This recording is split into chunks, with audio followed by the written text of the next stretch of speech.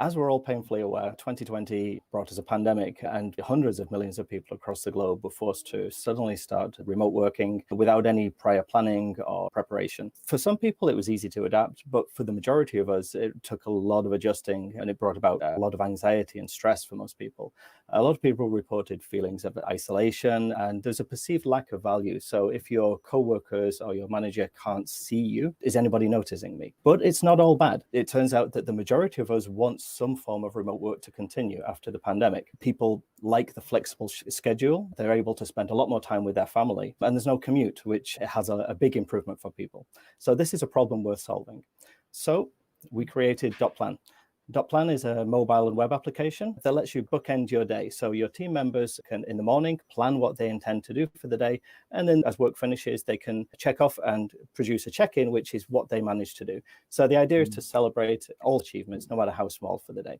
So those are shared with your team members and are viewable by the entire organization. There's also this idea of a mood check. So you can show how you're feeling that day, but with an emoji. So the application is ready to launch. Well, we're launching very, very soon. But the goal of dotplan is to try to make office and remote work less stressful and a more supportive and mindful environment. So the idea of doing a check-in every day, your co-workers can support you, have empathy between your colleagues, and also help managers to spot anybody if anybody's having problems and help them out early. So we're looking for beta testers. We're about to launch very soon. And if you're interested, please visit us and sign up. And thank you for your time and attention. Great. Alan, thank you. Right on time. Right. Well, let me go into some Q&A session with you. For me, you don't look like a Japanese. So, well, you come from which country you come from? I'm from the UK. UK. So, well, I'm curious, why or did you start your business here in Japan, not the UK? So, my wife is originally from Kyushu. Here, local people. Yes. So she wanted to be closer to her parents as they were getting older. And so I've been doing remote work for probably about 14 or 15 years. And so the opportunity was there that, well, I don't need to be present in the UK. Plus we have a young son, and we wanted to help him, let him experience Japanese culture as well, grow up and find out the other half of his personality and his culture. So it was a good opportunity for us to move here. So we moved here 4 years ago, and decided it was time to start a company here. So your business service, it's a SaaS, right? Correct. Software as a service, and seemed to be very perfect timing for this pandemic era. Try to support some office people's reduce stress with this kind of remote management. Did I understand correct your service? Yes, correct. So, I mean, as I said, I've been doing remote work for most of my working life, and even though I've been doing it so long, it doesn't come easy. It's not a natural thing for a company to just switch to, especially if it happens without having time to prepare and to plan and to put a lot of processes in place.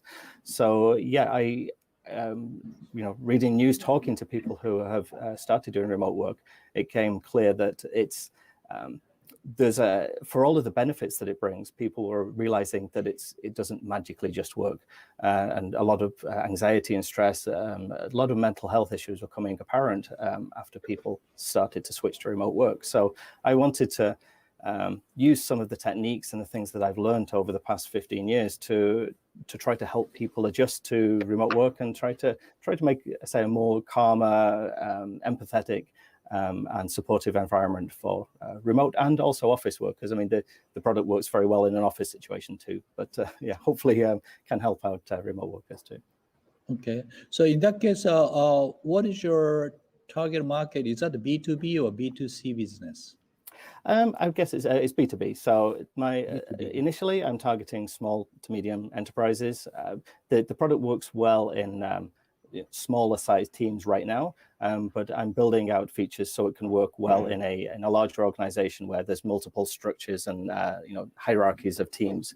But right now there's an organization and you can have teams within it, so you can either be part of a team where you your check-ins are shared directly with those team members, or you can follow other teams too. So say you're in development, I could follow the marketing team. So I'm aware of what they're working on, the challenges, and I get to know the people, and I can see what they're doing. I can support them, but I don't have to be, part of that team. Okay, great. I have a more question, but I just found some question from the audience via the chat. So, good question to you, Alan. Beside the engagement, what kind of feature do you have in your services? He's asking. So right now, the initial, the core of the application is this daily check-in idea. So to be able to, I say it's not like a formal report. The idea is just for every day you kind of show how you're feeling, what you've managed to achieve, or you might have had a very bad day and not achieved anything. But by just keeping in constant contact with your teammates, but asynchronously, not just via Zoom or via Slack or Teams, but being able to do it in a more asynchronous, mindful way. That's the core of the application. But also to support that, I'm building out a whole series of features that can support to support mental health issues within an organization. So one of the features I'm working on right now is for a weekly pulse survey. So this sends out every week a small questionnaire to all staff. It's private between you and your manager, and it's just like, how are you feeling? Do you feel that the company is supporting you? Is there some issue that you'd like to raise?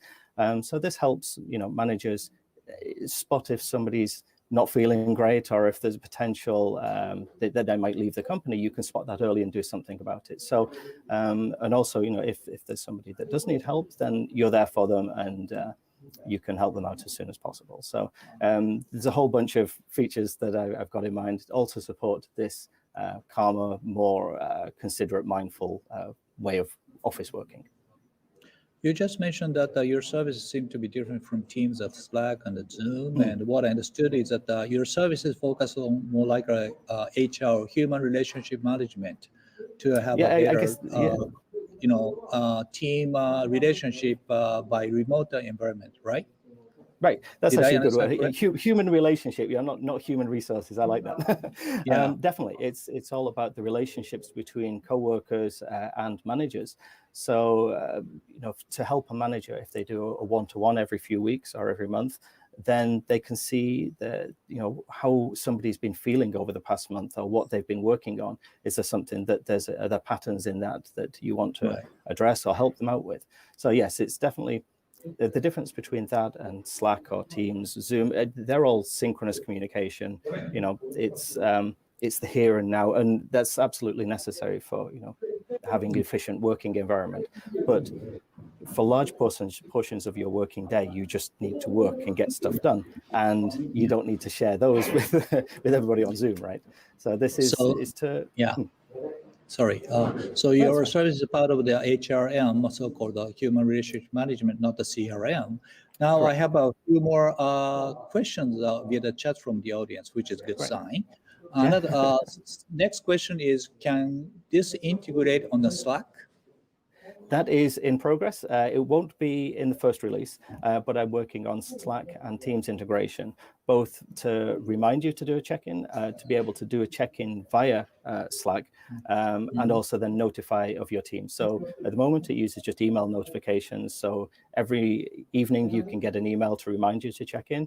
And in the morning, you can get an email to say, this is what your team has checked in. So you can either visit the website to see it, or you can just view it via email. But yes, I'm working on integration with all of the popular synchronous communication services. Yeah, you just mentioned that try to connect you, and could you share the screen which show your company email address or QR code on the screen? That's people can online. See. Yeah, is that online now? Yeah. Not yet. Share this. Okay, now it's online. Okay, great. Okay. So audience, for further questions, feel free to contact Alan. But there's another question from the audience. Is your service open API? Not right now, but that is also high on my list. So as a developer, one of the important things to me is being, owning our data. So if a company does use this, it's their data, it's not mine. So they need to be able to access it, via APIs. I plan to add command line applications for any developers that prefer to use that rather than a website. And there will be a fully open API for everybody too. So again, that's not going to be in first release just through resources, but yes, it will be as soon as absolutely possible. Well, that was about my next question, which I was going to ask. Where is your product roadmap stage right now? Is a demonstrations available or a beta version available? Where you are right now? Right. So I'm planning to go into, go back on. I'm going into beta test in the next week or so. I want to start onboarding some users. I've got a number of people that are chomping at the bit to start using it. But over the next month, I want to bring on as many early users as possible, just to get a feel for how people respond to it, how they use it. The entire product I want to be, customer driven. I will make it do what works for the customers. So it's all a learning experience. The more users, the better. I can learn how people use it, what they find useful, and develop the product from there. So yes, it's beta as soon as physically possible in the next week or so, and then hopefully launching to the public at the end of March, beginning of April, the first version. April. Okay. So you're about starting the beta testing, and you may welcome some testers from Absolutely. the audience. Yes, okay, please. So If you visit the site, enter your email, and I will plan to be in touch with you within the next week or so, and see if we can sort out some onboarding. Okay. Then my last question, Alan. As a business model, this is a SaaS. You can provide your service all over the world. But Yes. To find a B2B, actual customers in each different countries, you may need to have some distributor reseller partners. Just my gut feeling. Do you have that kind of business plan to look for the partners? It's possible. I haven't really planned looking for that, but it's definitely a possibility. Because the application and the company is all bootstrapped, I'm not forcing growth. I don't want to. I want to kind of grow organically as the product develops. So so the important thing for me is to learn from the user base, from my customers, and grow to fit their needs before looking at trying to work with partners. I don't want it to be driven by somebody else's business plan. I want it to be driven by my customers. Yeah. So in the audience, there could be your direct customer who want to use your service in their companies. Fantastic. Or Absolutely. some people may be interested to be a reseller to introduce your business in their countries or in regions. For sure. So yeah, I mean, one of the things I've considered, because obviously I haven't fully launched yet, but the idea of using a referral system to help people promote it is definitely a consideration as well, something I'm looking at. Okay, thank you, Alan, for your today, and thank you for your waiting for the last picture. No problem at all. It's been great. Close, and it's been great watching everybody. Yeah, and you have a few questions from the audience via live. Okay, thank you, Alan. Thank you.